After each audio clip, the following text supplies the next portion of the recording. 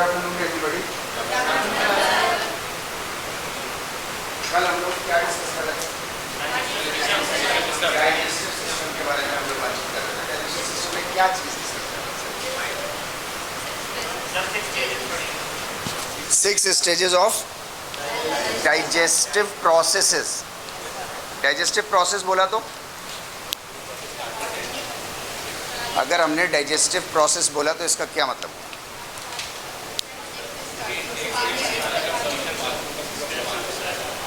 Food के इंजेस्शन से और जब तक एलिमिनेट ना हो जाए, बॉडी से बाहर ना निकल जाए, राइट। तो वो कितने फेजेस थे हमारे पास? 6 फेजेस थे। सबसे पहला फेज किस चीज़ का था? इंजेस्शन का था। देन उसके बाद मैकेनिकल ब्रेकडाउन, ठीक है नहीं? आपने अभी निवाला लिया है, ठीक है नहीं? देन उसके बाद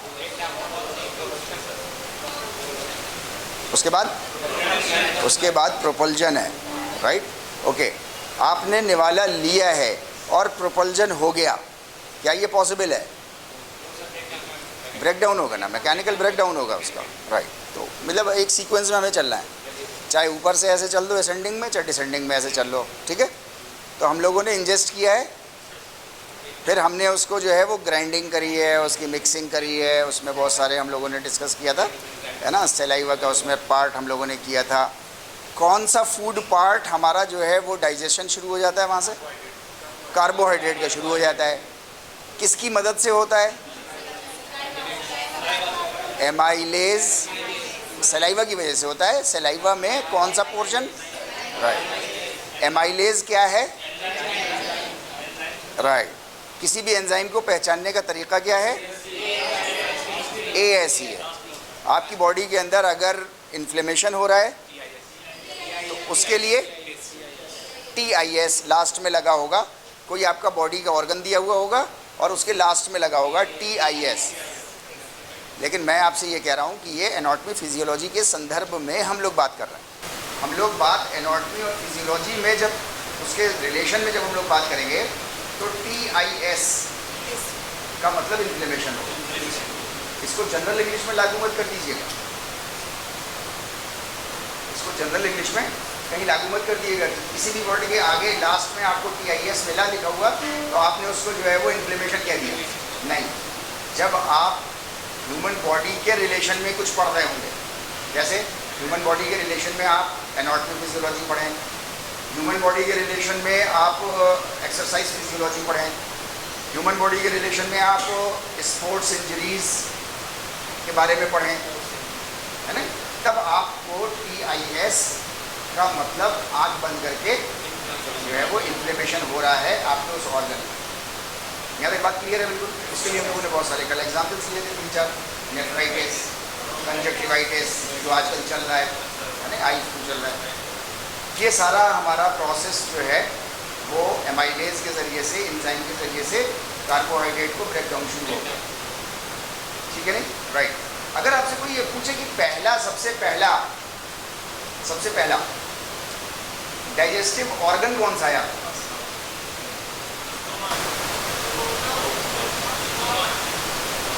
कोई पूछे आपसे कोई सबसे पहला ऑर्गन आपके पास कौन सा डाइजेस्टिव सिस्टम?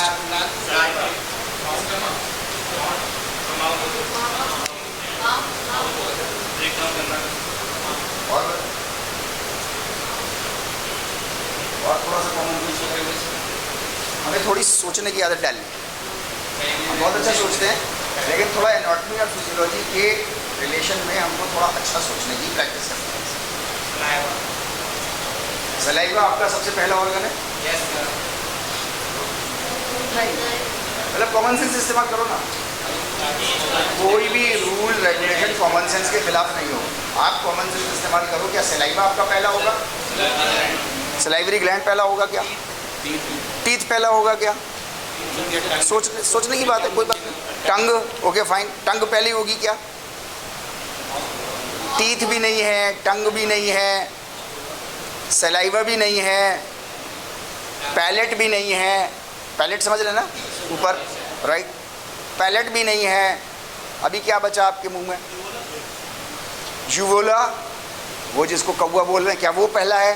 वो तो और भी पीछे है बिल्कुल। अरे पेनक्रियास कहाँ पहुँच गए अभी तो। सबसे पहला कॉमन सेंस हमारा ये कहता है सबसे पहला इंजेक्शन है, तो इंजेक्शन है तो यहीं कहीं पहला भी होगा।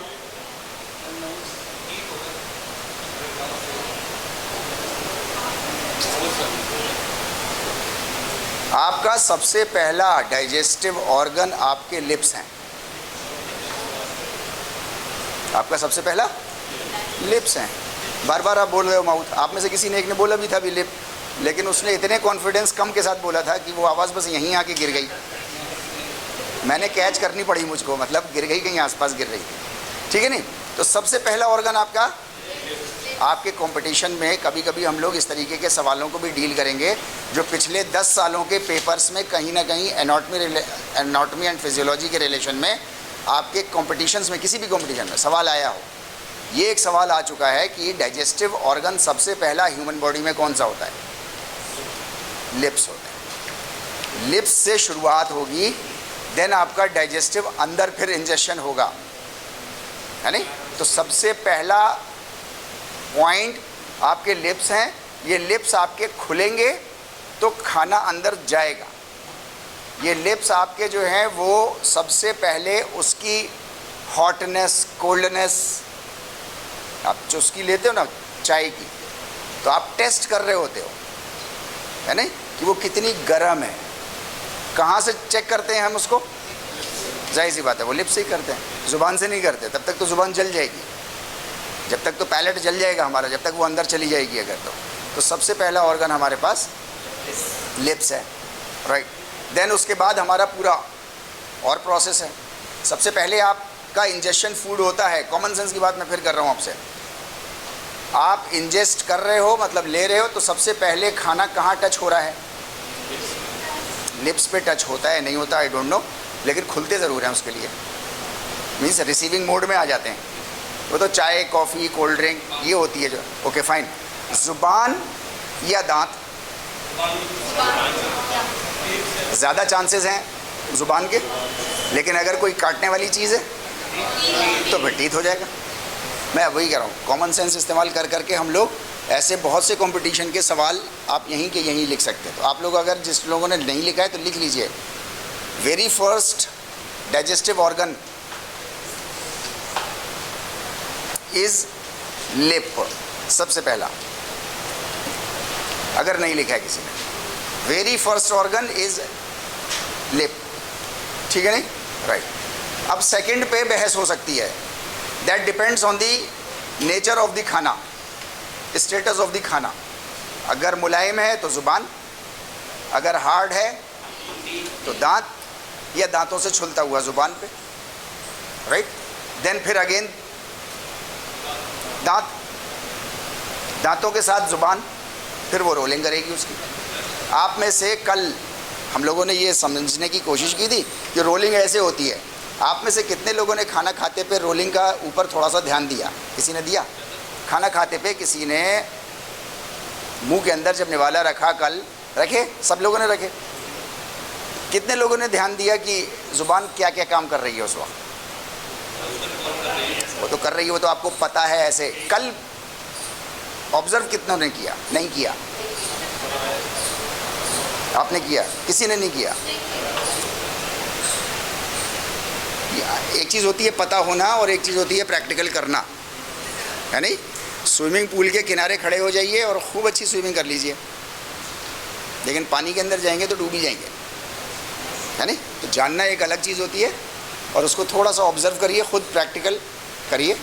तो प्रैक्टिकल एनाटॉमी एंड फिजियोलॉजी में जब तक थोड़ा हम खुद प्रैक्टिकल नहीं करते चलेंगे, जब तक हम चीज़ों को जो है वो आसानी से समझ तो जाएंगे इन्फॉर्मेशन लेवल पे, लेकिन उसकी फील नहीं आने पाएगी। अच्छा, फील आना बहुत ज़रूरी है। वो इसलिए क्योंकि अगर फील आएगी तो आपकी पर्सनालिटी का वो हिस्सा बन जाएगा। पर्सनालिटी का हिस्सा बन जाएगा मतलब फिर आपको इस डिजिटल की ज़रूरत नहीं है, आपके रजिस्टर की ज़रूरत नहीं है, आपको पीपीटी की ज़रूरत नहीं है, फिर तो आपको समझ में आ ही गया कि क्या होता है। लेकिन इन्फॉर्मेशन तो रटनी पड़ती है, तो इन्फॉर्मेशन को फील करना इज़ वेरी इंपॉर्टेंट, है नहीं? ताकि वो चीज़ आपके साथ सदाबहार हमेशा रह जाए फिर आपके साथ। आप जब भी करो, है ना। किसी ज़माने में एनाटॉमी मैंने पढ़ी होगी 91 92 में, तब से चल रही है, आज भी पर्सनालिटी का हिस्सा बनी हुई है।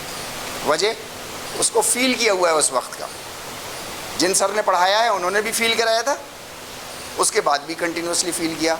कल मैंने सलाइवा और रोलिंग और वो फिर से एक बार रीएनालाइज करी, क्या मैं बच्चों को सही बता रहा हूँ या नहीं बता रहा हूँ। तो 4-5 निवाले मैंने इस तरीके के खाए, किसी को नहीं पता मेरे घर में, लेकिन खाइए, ऐसे खा के देखिएगा। आ जाओ जी।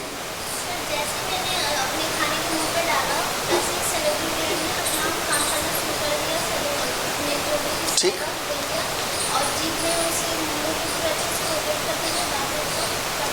Right, very good.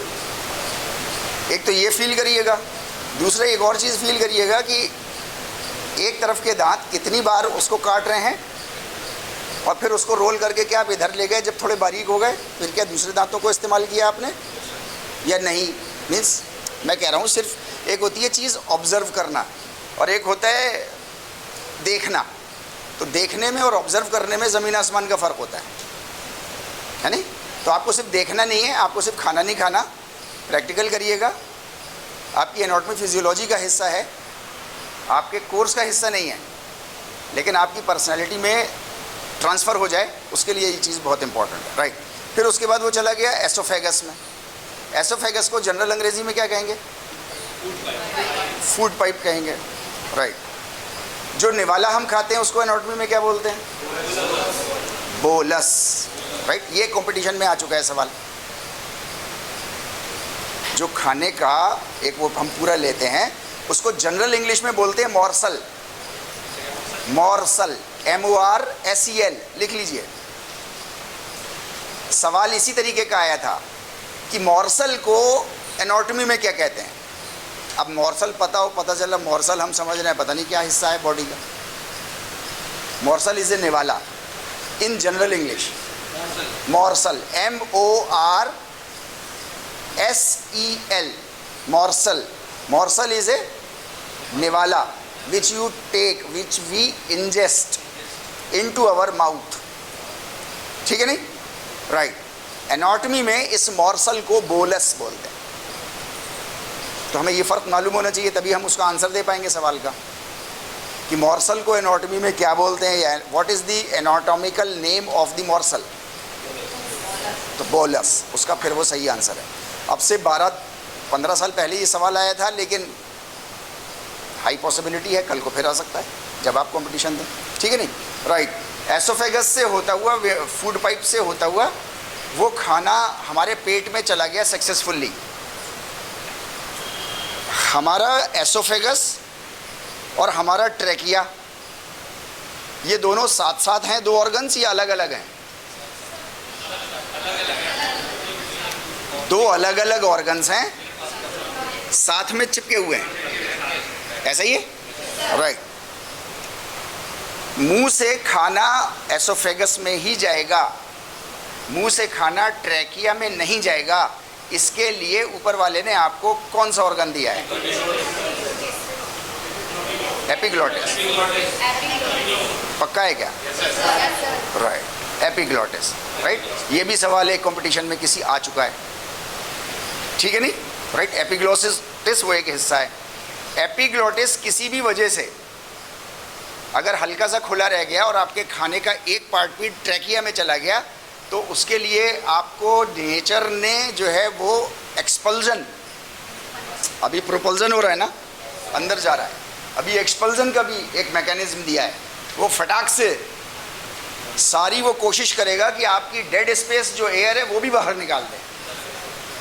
ऐसी हालत हो जाती है ना, आँख लाल हो जाएगी, गुल्ले बाहर निकल आएंगे बिल्कुल, जब फंदा लग जाता है तो ऐसे ही होता है, राइट। यानी कि वो डेड स्पेस एयर को भी फिजियोलॉजिकली बाहर निकालने की कोशिश कर रहा है। कुछ एबनॉर्मल चला गया है, क्या एबनॉर्मल चला गया है ये नहीं पता उसको, लेकिन ट्रैकिया में कुछ एबनॉर्मल चला गया है, तो उसको फिर बाहर निकलने की कोशिश करता है। जब तक निकल नहीं जाता, जब तक उसको इत्मीनान नहीं होता, ऐसा ही है, राइट। तो ट्रैकिया में खाना नहीं जाता, राइट। हवा जो है वो एसोफेगस में नहीं जाती, ऐसा ही है। इसके लिए जिम्मेदार जो है वो एपिग्लॉटिस है। वो एक फ्लैप है छोटा सा, राइट। वो एक मसल है छोटी सी, बहुत छोटी सी है, वो उस ढक्कन को ढक लेती है, जब खाना आता है तो उसको ढक देती है। ऐसे करते रहते हैं जी।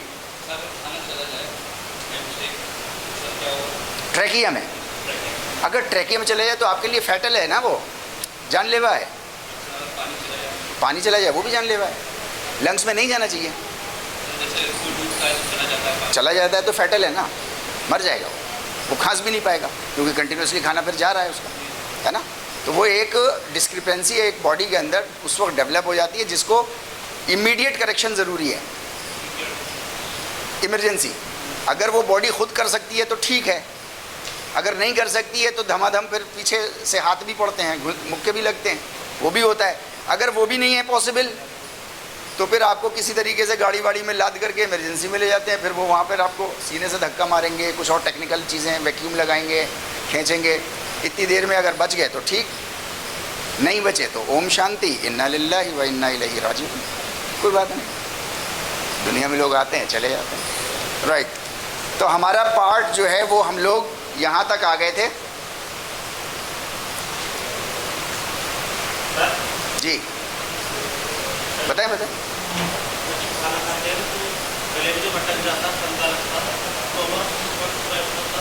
ट्रैकिया,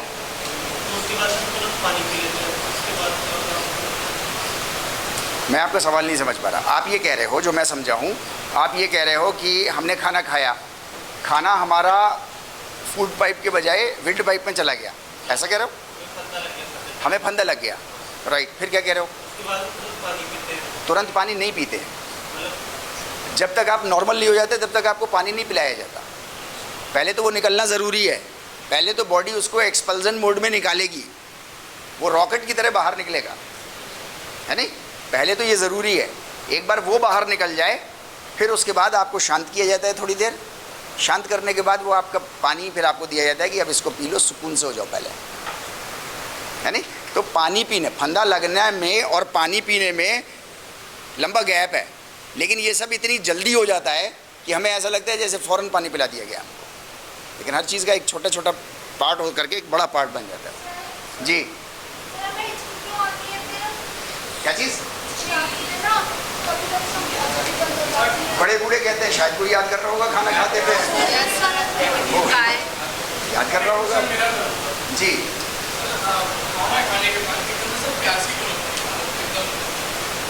ये देखिए आप एक चीज़ बैठिए, खाना खाने के फ़ौरन बाद हमको फ़ौरन प्यास क्यों लगती है? ये आपके घर की अपनी ट्रेडिशनल एक प्रैक्टिस है कि खाने के बाद आप फ़ौरन पानी पी रहे हैं।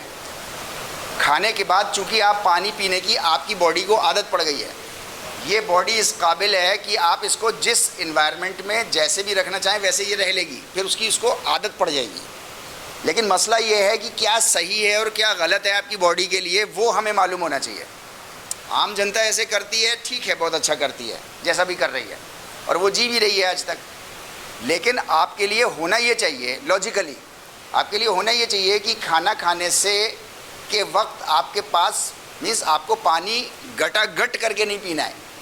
कभी निवाला फंस जाए या आपको लगे कोई प्रॉब्लम हो रही है तो आप 1 घूंट 2 घूंट आप पी लो, कोई बात नहीं है, लेकिन इतनी क्वांटिटी में मत पियो कि आपके डाइजेस्टिव जूसेस डाइल्यूट हो जाए पेट के अंदर। अगर डाइजेस्टिव जूसेस डाइल्यूट हो गए तो आपका खाना भी अनडाइजेस्टेड रह जाएगा ना पेट में। फिर वही अनडाइजेस्टेड खाना जो कि पेट में डाइजेशन होना चाहिए था वो नहीं हुआ, वो स्मॉल इंटेस्टीन में जाएगा। स्मॉल इंटेस्टीन का काम नहीं है उसको डाइजेस्ट करने का, यानी कि वो लार्ज इंटेस्टीन में सड़ा हुआ जाएगा। अब वो जब तक सड़ जाएगा, कोई भी खाना आप खाते हो तो वो 4 से 6 घंटे से पहले नहीं डाइजेस्ट होता, सिवाय फलों के। आप आटा, दाल, चावल, गोश्त आप ये सब खा रहे हो तो आपको इसको जो है वो मीन्स 12 से ज़्यादा घंटे लगते हैं, 12 से 72 घंटे के बीच में, डिपेंडिंग खाना कैसा है आपका। 12 से 72 घंटे लगते हैं एक खाने को पूरी तरीके से बॉडी में एसिमिलेट होकर के एलिमिनेट होने के लिए। अच्छा, 12 से 72 घंटे तो लंबा समय है, राइट। आपकी बॉडी में ये मैकेनिज्म बना हुआ है कि आपका खाना आपके डाइजेस्टिव जूसेस से अच्छी तरह से मिक्स हो जाए। डाइजेस्टिव जूसेस जो प्योर फॉर्म में हैं, अगर आप इनको डाइल्यूटेड कर दोगे तो अनडाइजेस्टेड रह जाएगा, और अनडाइजेस्टेड अगर रह जाएगा तो फिर आपका खाना जो है वो सड़ी हुई मात्रा में कहीं इधर उधर फिर जमा होगा, राइट, पॉइजन क्रिएट करेगा, आपकी बॉडी में जो है वो माल फंक्शनिंग क्रिएट करेगा, आपके बहुत से न्यूट्रिशंस को एब्जॉर्ब नहीं होने देगा, एसिमिलेट नहीं होने देगा बॉडी के अंदर। इसलिए मेरा हम्बल सजेशन आप लोगों को सबको ये है, अगर आपको खाने के वक्त पानी पीने की आदत है तो इसको थोड़ा 40 दिन के अंदर अंदर ख़त्म कर लीजिए। मैं 40 डेज़ कह रहा हूँ, मैं इमीडिएट नहीं कह रहा। 40 डेज़ में कोई भी आदत आपको पड़ सकती है, ये ह्यूमन साइकोलॉजी है। 40 दिन आप किसी भी चीज़ की प्रैक्टिस करिए, 40 दिन में आपको उसकी बेहतरीन आदत पड़ जाएगी, कोई प्रॉब्लम नहीं होगी। 40 दिन में आप अपने पानी पीने की क्रिया को सही कर लीजिए। खाने से आधे घंटे पहले आप खूब सारा पानी पी लीजिए। क्यों? क्योंकि आपका पानी को पूरी तरीके से एसिमिलेट होके एलिमिनेट होने के लिए 1 घंटा लगता है। फिजियोलॉजी अच्छे से समझ लीजिए पानी की, तो आपको और चीज़ें समझ में आ जाएंगी। आपने पानी पिया, इंजेस्ट किया, आपको 1 घंटा अराउंड 60 मिनट आपको लगेंगे उसको बॉडी में एसिमिलेट होने में और एलिमिनेट होने में, यानी कि पेशाब आने में, ठीक है। आधे घंटे में वो पेट से पार हो जाएगा। जो पानी आपने 2 गिलास, 3 गिलास, 1 गिलास पिया है, वो पेट से आधे घंटे में स्मॉल इंटेस्टाइन में चला जाएगा, स्मॉल इंटेस्टाइन का हिस्सा बंद हो जाएगा, ठीक है। अब आपका पेट खाली हो गया, अब आप खाना खा लीजिए। तो अब आपके खाना जब खाएंगे तो आपके नर्वस सिस्टम ऑर्डर देगा कि इसको डाइजेस्टिव जूस दो, तो इसके डाइजेस्टिव जूस जब निकलेंगे तो पानी तो है नहीं वहाँ पे, तो आपका प्यास भी तृप्त हो गई, प्लस आपका खाना भी अनडाइजेस्टेड, अनडाइल्यूटेड डाइजेस्टिव जूसेस के साथ आपका खाना भी मिश्रित हो जाएगा। ऐसा ही है, आधे घंटे से ज़्यादा लगेगा उसको प्रोसेसिंग होने में पेट में, जब तक वो हाथों से आधे घंटे में बाहर निकल जाएगा पानी। यानी कि किसी भी ट्रैक पे आपको पानी और खाना एक साथ नहीं मिलेगा, ठीक है नहीं। 40 मिनट के बाद खाना खाने के 40 मिनट के बाद आप पानी पी लीजिए। अच्छा, 40 मिनट क्यों? अभी पेट में है, वो खाना पेट में ही है, फिर मैं 40 मिनट क्यों कह रहा हूँ आपसे? 40 मिनट इसलिए कह रहा हूँ क्योंकि नॉर्मल फिजियोलॉजी है, आपके डाइजेस्टिव जूसेस सारे आपके खाने के साथ आधे घंटे में पूरी तरीके से मिश्रित हो जाते हैं। आधे घंटे से 40 मिनट में पूरी तरीके से वो मिक्स हो जाएंगे आपके खाने के साथ। अच्छा, खाने के साथ एक बार मिक्स हो जाए वो, फिर वो अनडाइल्यूटेड रह जाएंगे, फिर वो डाइल्यूट नहीं होंगे पानी से। उसके बाद आप 40 मिनट के बाद आप पानी पी लीजिए, नो प्रॉब्लम एट ऑल।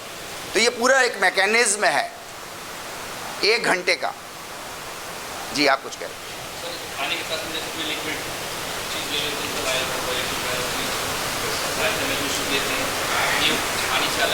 ले लेते हैं, मैं ये तो कह रहा हूँ आपसे, वो खाने से पानी तो है वो, लेकिन उसके अंदर अब आपने कुछ एसिडिक चीज़ें आपने मिला दी हैं, राइट। वो एसिडिक चीज़ों को वो अलग करेगा और पानी को वो अलग करेगा। इसीलिए आयुर्वेद में कहा जाता है कि एक बार हार्ड खाना खाना है तो हार्ड खा लीजिए, हार्ड खाना है तो एक बार हार्ड खा लीजिए, हार्ड के साथ लिक्विड को मत मिलाइए। इसीलिए कहा जाता है आयुर्वेद के अंदर कि खाना, हार्ड और फल एक साथ नहीं खाने हैं आपको, क्योंकि आपके जो फल है, एक तो वो मीन्स उसका मोर देन 90% वाटर कंटेंट है उसके अंदर, नंबर 1। नंबर 2, आपके फल को जो है वो 20 मिनट लगते हैं आपके पेट से निकलने में, खाने को लगेंगे आधे घंटे से ज़्यादा, हो सकता है 2 घंटे लगे, हो सकता है 3 घंटे लगे, राइट। अच्छा, स्मॉल इंटेस्टाइन वाला पार्ट ब्लॉक है क्योंकि खाना भरा हुआ है। फलों का फर्मेंटेशन जो है वो 20 मिनट में हो जाना चाहिए, उसको स्मॉल इंटेस्टाइन में चला जाना चाहिए, लेकिन वो गेट खुल ही नहीं रहा। तो अब ये जो फल आपने खाए हैं ये सड़ेंगे या नहीं सड़ेंगे? इसलिए खाने के साथ फिर फल, that is fatal for your long life. Body इतनी कमज़ोर नहीं होती कि कुछ भी एकदम से हो जाएगा, कुछ एकदम से नहीं होगा, लेकिन लंबे समय में उसका असर पड़ेगा। कुछ एथलीट्स होते हैं, जैसे मैंने देखा काफ़ी की डाइट बहुत कर रहे थे, पानी नहीं पीते तो दिक्कत नहीं, मैंने देखा है उनको डाइजेस्टिव सिस्टम बहुत रेयर में बहुत 1 से 2 घंटे में दोबारा वो नहीं किया। ऐसे भी 1 से 2 घंटा तो आपने ज़्यादा कह दिया। अभी आप सर सैयद डे देखिएगा 17 अक्टूबर को, कुछ लोग आपको ऐसे मिलेंगे जो 3 बार खाना खा लेंगे और एक ही रो चल रही होगी अभी 1 ही घंटे के अंदर। तो ये तो इंडिविजुअल डिफरेंसेस हैं, हम लोग तो बात कर रहे हैं एवरेज लोगों की, ठीक ठाक लोगों की बात कर रहे हैं। नहीं, वो कई वजह से हो सकती है आपको, वो आपको जो है वो कोई भी एबनॉर्मल कॉन्ट्रैक्शन बॉडी के अंदर हो सकता है, मतलब आपके डाइजेस्टिव जूस में हो सकता है कहीं पे भी, राइट, उसकी वजह से आपको हिकअप्स आ सकता है, क्योंकि एबनॉर्मल कॉन्ट्रैक्शन है। उसको कॉन्ट्रैक्शन नहीं बोलते, उसको कॉन्ट्रैक्चर बोलते हैं। लिख लीजिए आप इसको, कंपटीशन में ही सवाल आता है। Abnormal contraction in a muscle, abnormal contraction in a muscle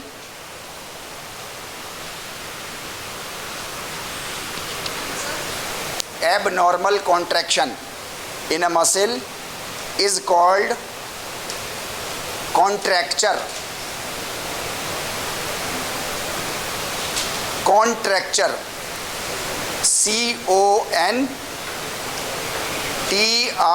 CONTRACTURE,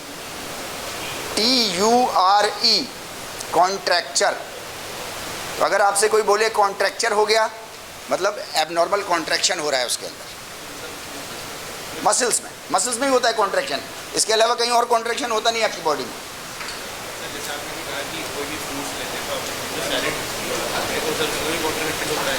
सब्जी को आधा घंटे से ज़्यादा लगता है, हर किसी का अलग अलग है ना। सैलेड आप कौन सी खा रहे हो, डिपेंड करता है, वेज सैलेड खा रहे हो या फ्रूट सैलेड खा रहे हो। अगर फ्रूट सैलेड खा रहे हो तो खाने के साथ मत खाओ। वेज सैलेड अगर आप खाओगे तो उसको आधे घंटे से ज़्यादा लगेगा, तो आधे घंटे से ज़्यादा तो वो खुल ही जाएगा, वो फ्रूट वेज वाला चला जाएगा पार्ट।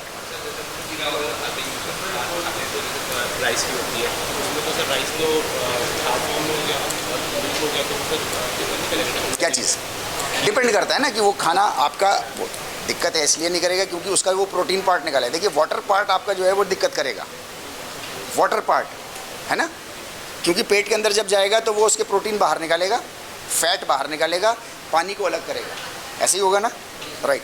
वो पानी का पार्ट आपको डाइल्यूट कर भी सकता है, नहीं भी कर सकता है, तो डिपेंड करता है कि उसमें रेशियो कितना है, मतलब चावल के साथ रेशियो कितना है, ये डिपेंड करता है, पानी की मात्रा उसकी डिपेंड करेगी। जैसे आपने 2 घूंट पी लिया, 3 घूंट पी लिया, नो प्रॉब्लम एट ऑल, लेकिन कहो कि पूरा गिलास पी जाऊँ खाने के वक्त, तो फिर वो प्रॉब्लमेटिक हो जाएगा। कुछ कह रहे हैं, क्या चीज़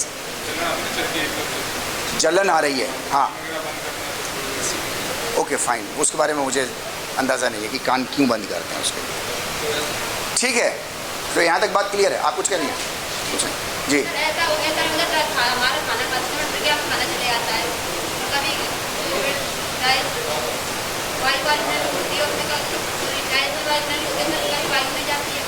किसमें?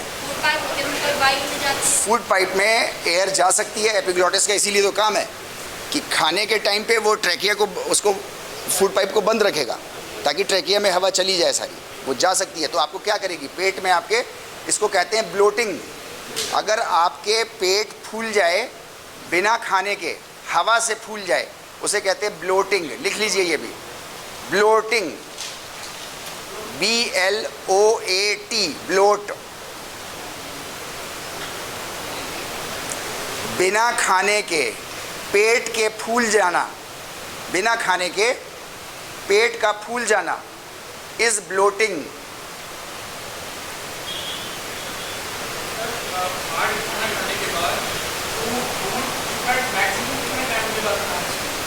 मैं तो कह रहा हूँ आपसे 40 मिनट के बाद खाइए ना आराम से।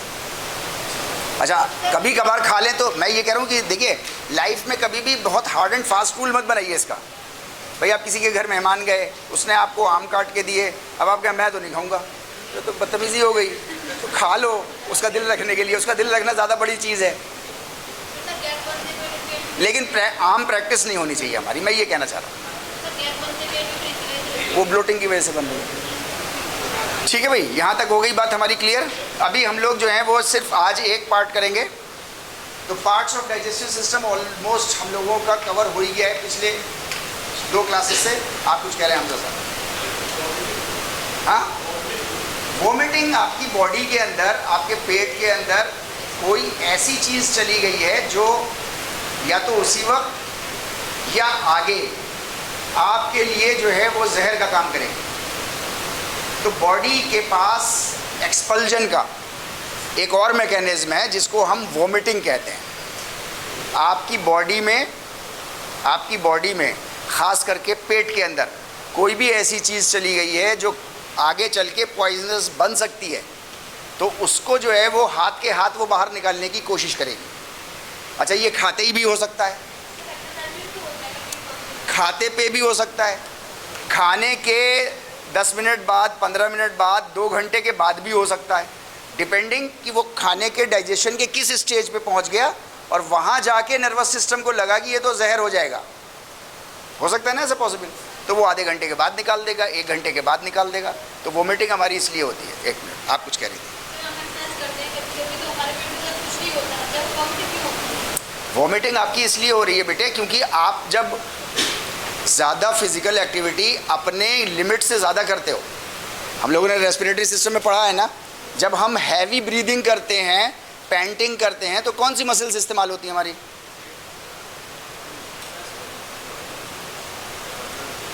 हैवी ब्रीदिंग में कौन सी मसल्स हमारी रेस्पिरेशन के लिए इस्तेमाल होती हैं? एब्डोमिनल मसल्स, है नहीं? Rectus abdominis, Linnaea Elba, abdominal muscles याद हैं आप लोगों को? याद आ गई सारी? ओके फाइन, भूला मत करो यार, थोड़ा रिवाइज करते रहा करो तो भूलोगे नहीं आप लोग, ठीक है नहीं? वो रेस्पिरेटरी मसल्स आपकी एब्डोमिनल, ये आपका एबनॉर्मल कॉन्ट्रैक्शन प्रोड्यूस कर रही हैं आंतों में। खाना वाना कुछ नहीं है, लेकिन अब वो ज़बरदस्ती का प्रेशर मार रही है ना, क्योंकि आपको सांस बाहर निकालनी है बहुत तेज़ी के साथ। सांस अंदर कम जा रही है, 1/4 सांस जाएगी और दुगनी से ज़्यादा सांस बाहर आनी है हैवी एक्टिविटी में। तो उस वक्त ऐसी कंडीशन क्रिएट हो सकती है, आपका नर्वस सिस्टम कंफ्यूज हो सकता है कि इसको बाहर निकालना है सब कुछ या सिर्फ हवा। तो उस कंफ्यूजन में फिर आपको जो है वो एक्टिविटी के दौरान भी आपको जो है वो वोमिटिंग हो जाती है, राइट? क्या चीज़? वो नर्वस सिस्टम का कंफ्यूजन है, क्योंकि लगातार मूवमेंट में है ना बॉडी। आप जब भी सफ़र, आपको लग रहा है आप बैठे रहते हो, आप मुझे बताओ, आप गाड़ी में चलते हो, वो गाड़ी चलते चलते अचानक रुक गई, तो आपकी बॉडी आगे हो जाती है कि नहीं हो जाती? क्यों हो जाती है?